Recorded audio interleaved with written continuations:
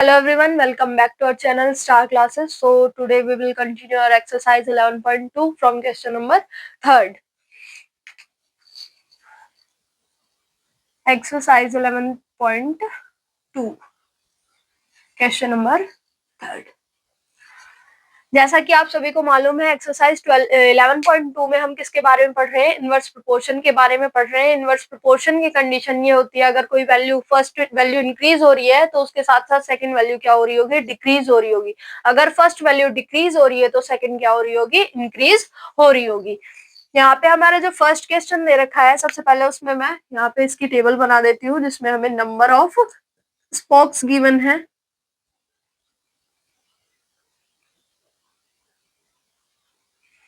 और एंगल भी गिवन है, एंगल बिटवीन द कॉन्सिक्यूटिव का मतलब होता है लगातार। तो दो स्पॉक्स के बीच में लगातार दो स्पॉक्स जो हैं उनके बीच का जो एंगल है ना वो स्पॉक्स के ऊपर डिपेंड कर रहा है। जैसे जैसे इंक्रीज हो रही है वैसे वैसे जो एंगल होगा वो क्या हो जाएगा, डिक्रीज हो जाएगा। यहाँ में नंबर ऑफ स्पॉक्स 4 है, 6 है, 10 है, 8 है, 10 है और फिर क्या गिवन है, 12 गिवन है। तो हमें 4 और 6 के लिए तो एंगल गिवन है कि 4 के लिए 90 डिग्री है और 6 स्पोक्स है जब कितना होगा, 60 डिग्री होगा। तो पहले हमें क्या निकालना होगा, इनका आंसर निकालना होगा। यहाँ पे मैं इसको y3 ले लेती हूँ, y4 ले लेती हूँ और y5 ले लेती हूँ। ठीक है, पहले y3, y4, y5 की वैल्यू निकाल देते हैं, फाइंड कर लेते हैं। उसके बाद हमें थर्ड क्वेश्चन में ही 3 पार्ट और दे रखे हैं। ये पूछ रखा है फर्स्ट पार्ट को कि नंबर ऑफ स्पोक्स जो है, तो फर्स्ट तो चलो हम अभी कर लेते हैं। जो नंबर ऑफ स्पोक्स है ये पूछ रखा है कि number of spokes angle between the consecutive spokes है ये इनवर्स प्रोपोर्शन में है या नहीं है। तो ये होंगे भी। देखो जैसे जैसे नंबर ऑफ स्पोक्स क्या हो रही है, इंक्रीज हो रही है, बढ़ रही है, वैसे वैसे एंगल क्या होते जा रहा है, डिक्रीज होते जाएगा। ठीक है, इन दोनों से ही हमें पता चल गया डिक्रीज हो रहा है। ठीक है, बाकी हम इसको और निकाल लेंगे तो हमें और कंफर्म हो जाएगा कि हाँ ये एंगल क्या हो रहा है, डिक्रीज हो रहा है। तो जब एंगल डिक्रीज हो रहा है हम ये कह सकते हैं ये किसमें है, ये कंडीशन इनवर्स प्रोपोर्शन में है। तो हमारा फर्स्ट जो पार्ट है ना उसमें तो हम क्या राइट कर देंगे, yes the number of spokes and the angle between the two constitutive spokes are in inverse proportion. ठीक है, अब हम सिर्फ और सिर्फ y3, y4, y5 की वैल्यू निकाल रहे हैं। जो इसका सेकंड और थर्ड पार्ट रहने वाला है वो लास्ट में करेंगे। अब ये इनवर्स प्रोपोर्शन में है, so we can say that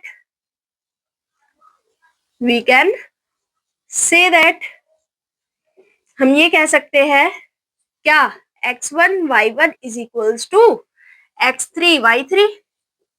x1 की वैल्यू 4, y1 की वैल्यू 90, x3 की वैल्यू है 8, y3 की वैल्यू हमें नहीं मालूम।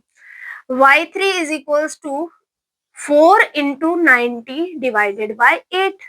4 से कैंसिल होगा, 4 टू 8, 2 से कैंसिल होगा 45। y3 की वैल्यू क्या आ गई, 45 डिग्री आ गई। ठीक है, उसके बाद हम हमें किसकी वैल्यू निकालनी है, y4 की भी निकालनी है। तो हम क्या राइट करेंगे, x1 y1 is equals to x4 y4। x1 की वैल्यू 4, y1 की वैल्यू 90, x4 की वैल्यू 10, y4 की वैल्यू हमें नहीं मालूम। इसको डिवाइड में भेजेंगे, y4 is equals to 4 into 90 divided by 10। यहाँ से कैंसिल होगा, ये दिख रही है, कैंसिल होगा, 9 आ जाएगा और 9 4 जा क्या होगा, 36 होगा। देखो वैल्यू डिक्रीज होती जा रही है। अब दोबारा से हमें किसकी वैल्यू निकालनी है, y5 की। x1 y1 is equals to x5 y5। x1 की वैल्यू 4, y1 की वैल्यू 90, x5 की वैल्यू 12 और यहाँ पे हमें y5 की वैल्यू गिवन नहीं है। y5 is equals to 4 into 90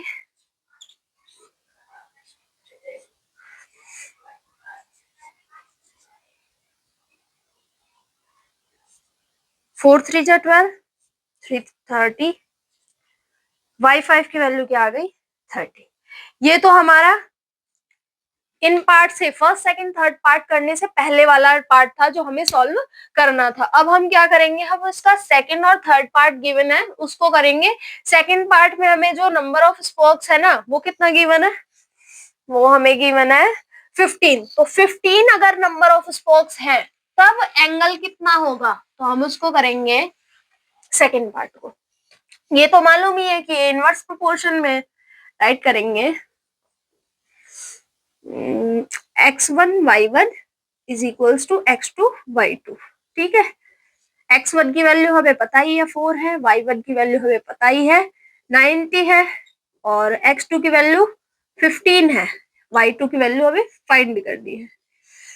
अब ये इनवर्स प्रोपोर्शन में है, वैल्यू पुट कर दो, x1 की वैल्यू पुट करेंगे तो क्या हो जाएगा 4, y1 की वैल्यू 90, ओके, x2 की वैल्यू 15 इंटू y2, y2 की वैल्यू एंगल निकालना है हमें, तो 4 15 490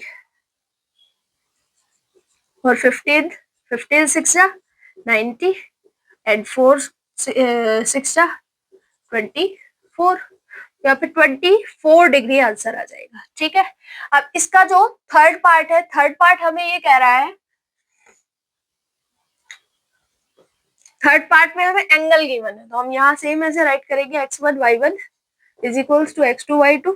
अब x2 y2 की वैल्यू चेंज हो जाएगी, x1 की वैल्यू क्या रहेगी 4 ही रहेगी, x2 की y1 की वैल्यू क्या रहेगी 90 डिग्री रहेगी, x2 की वैल्यू नहीं मालूम है, y2 की वैल्यू हमें मालूम है, कितना मालूम है भी, y2 की वैल्यू मालूम है हमें 40 डिग्री। अगर 40 डिग्री है तब जो x2 की वैल्यू होगी वो कितनी होगी, हम यहाँ पे वैल्यू पुट कर देंगे 4 into 90 degree is equals to x2 को x2 ही रहने दो, y2 की जगह पे 40 पुट कर दो, x2 is equals to 4 into 90 divided by 40, 4 से कैंसिल होगा, ठीक है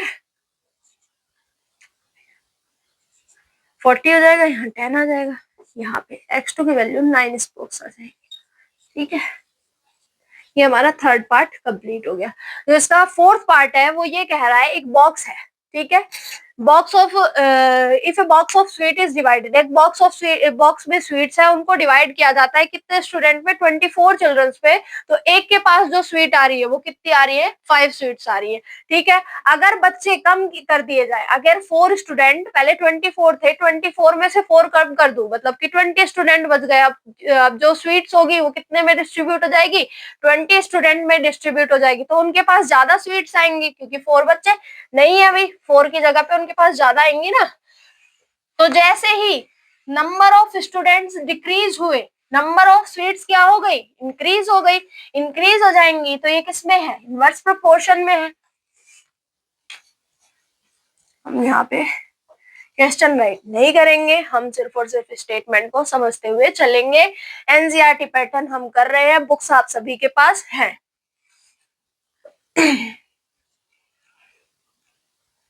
if number of students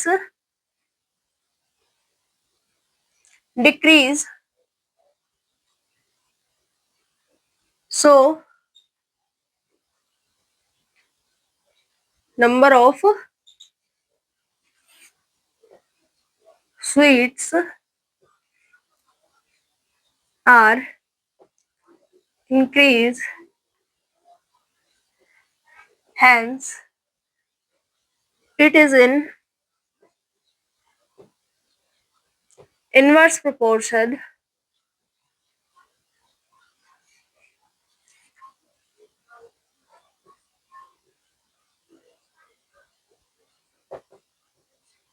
so we can say that x1 y1 is equals to x2 y2। ठीक है, x1 पहले कितने स्टूडेंट थे 24 स्टूडेंट, ठीक है, और y1 की वैल्यू, और जब हमें 24 स्टूडेंट्स थे तो स्वीट्स कितनी मिल रही थी 5 स्वीट्स। ठीक है,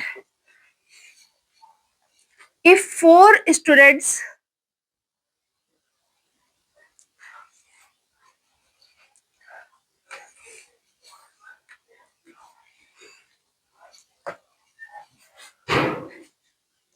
if 4 स्टूडेंट्स रिड्यूस्ड, 4 को अब क्या कर रहे हैं कम कर रहे हैं, तो पहले 24 थे, 24 में से जब 4 को माइनस कर देंगे कितने बचेंगे 20। ठीक है, स्वीट्स हमें नहीं पता, तो x2 की वैल्यू आई है ये 20, y2 की वैल्यू हमें फाइंड करनी है, ठीक है, कि कितने सीट्स आएंगी। वैल्यू पुट कर देते हैं, x1 की वैल्यू 24, y1 की वैल्यू 5, x2 की वैल्यू 20, y2 की वैल्यू नहीं मालूम। y2 is equals to 24 into 5 divided by 20, 5 4 जा 20, 4 6 जा 24। सो y2 की वैल्यू क्या आ गई, 24 6 आ गई, ठीक है, 6 स्वीट्स। जैसे ही हमने 4 स्टूडेंट्स को क्या कर दिया, कम कर दिया, तो एक एक स्वीट्स क्या हो गई, इंक्रीज हो गई। अब इसके बाद इसका नेक्स्ट पार्ट करेंगे, नेक्स्ट क्वेश्चन करेंगे, फिफ्थ।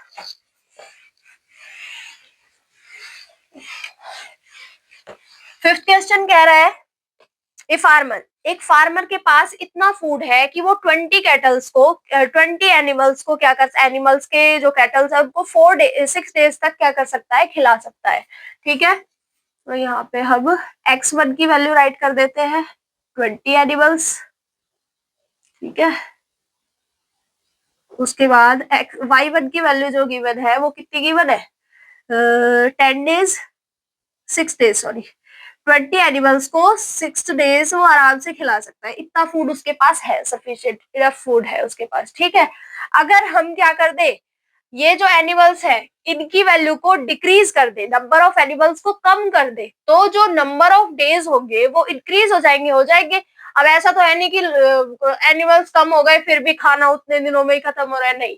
तो जैसे ही हम क्या कर रहे हैं, नंबर ऑफ एनिमल्स को डिक्रीज कर रहे हैं, तो नंबर ऑफ डेज क्या हो जाएंगे, इंक्रीज हो जाएंगे। तो हम ये कह सकते हैं कि ये किसमें है, इनवर्स प्रोपोर्शन में है, ठीक है। और हम वो कैटल्स कितनी डिक्रीज कर रहा है, 10 कैटल्स, ठीक है।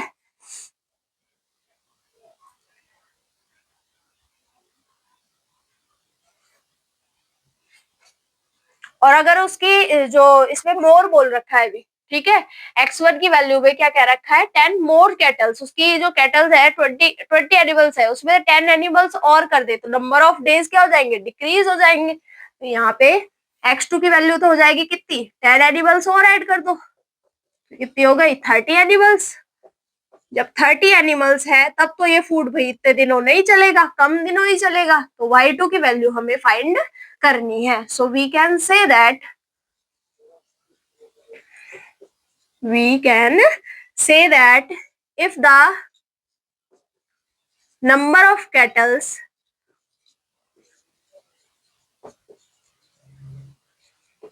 increase, so number of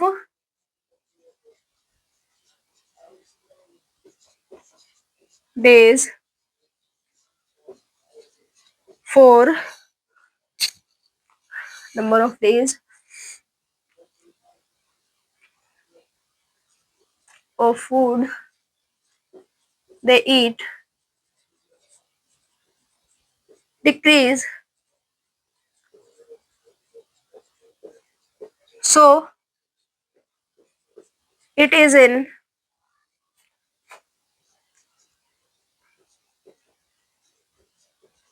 inverse proportion. और अगर इनवर्स प्रोपोर्शन में है तो हम क्या कह सकते हैं, x1 y1 किसके इक्वल होगा, x2 y2 के इक्वल होगा। x1 की वैल्यू 20, y1 की वैल्यू 6, x2 की वैल्यू 30, y2 की वैल्यू हमें फाइंड करनी है।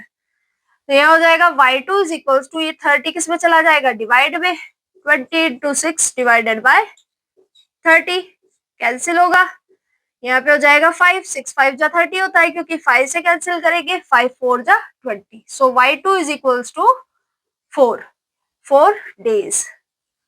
जब 10 कैटल्स ऐड हो रहे हैं तो नंबर ऑफ डेज क्या हो गया, डिक्रीज हो गया, और 6 डेज से कितना डेज हो गया, 4 डेज हो गया, ठीक है। अब हम इसका जो नेक्स्ट पार्ट है वो करने वाले हैं, नेक्स्ट 6th पार्ट है इसका।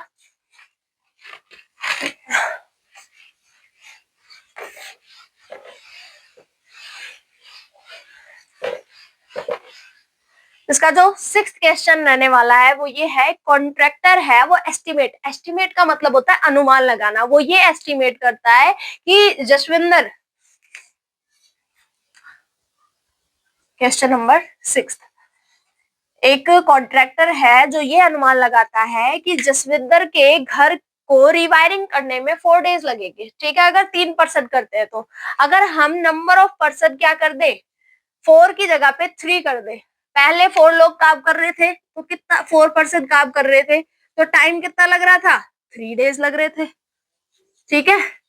जैसे ही, सॉरी मैंने ये उल्टा कर दिया, यहाँ 3%, यहाँ 4%, ठीक है।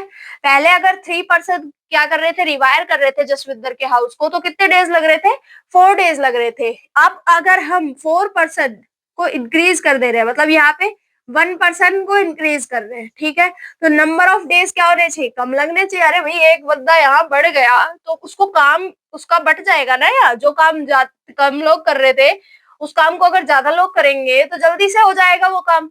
तो ये किस में है, इनवर्स प्रोपोर्शन में है, ठीक है। उसके बाद हम यहाँ पहले इसको राइट कर लेते हैं, x1 की वैल्यू यहाँ पे है 3% सॉरी, और नंबर ऑफ डेज y1 की वैल्यू है क्या, 4 डेज। x2 की वैल्यू है 4%, नंबर ऑफ डेज बताना है हमें, y2 की वैल्यू बतानी है हमें, ठीक है। हम यहाँ राइट करेंगे, we can say that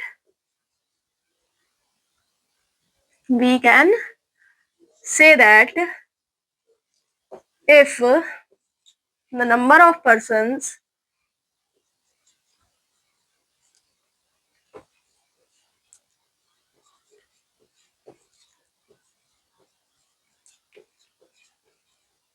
increase, number of person क्या हो रहा है, इंक्रीज हो रहा है, तो हम ये कह सकते हैं सो वर्किंग डेज या so number of days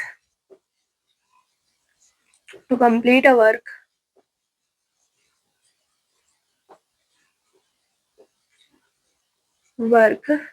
is decrease,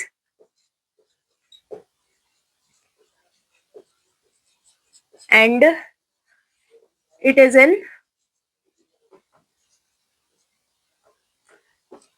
in inverse proportion।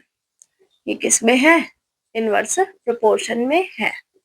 और इनवर्स प्रोपोर्शन में है तो हमें पता ही है क्या होता है, x1 y1 किसके इक्वल होता है, x2 y2 के इक्वल होता है। x1 y1 is equals to x2 y2। x1 की वैल्यू 3, y1 की वैल्यू 4, x2 की वैल्यू 4, y2 की वैल्यू हमें नहीं मालूम है। y2 is equals to 4 divide में चला गया, 4 से 4 कैंसिल हो गया। y2 की वैल्यू जब 4% काम करने लगे तो कितना टाइम लगा, 3 डेज में ही वो काम हो गया।